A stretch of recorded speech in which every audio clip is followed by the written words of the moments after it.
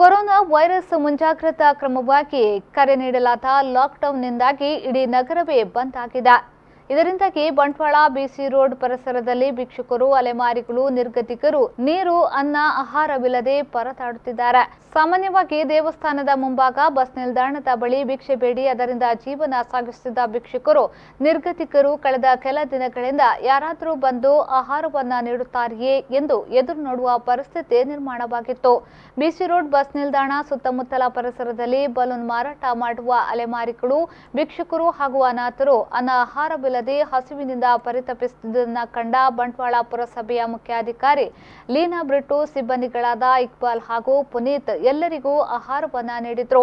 ಅನ್ನಕ್ಕಾಗಿ ಪರದಾಡುತ್ತಿದ್ದ ನಿರ್ಗತಿಕರ ಕಣ್ಣಂಚಿನಲ್ಲಿ ಆನಂದ ಬಾಷ್ಪ ಕಾಣಿಸಿತು. ಮಂಗಳವಾರವೂ ಇವರು ಬಸ್ ನಿಲ್ದಾಣದ ಬಳಿ ಭಿಕ್ಷುಕರಿಗೆ ಅನ್ನ ಆಹಾರವನ್ನ ನೀಡಿದ್ದಾರೆ.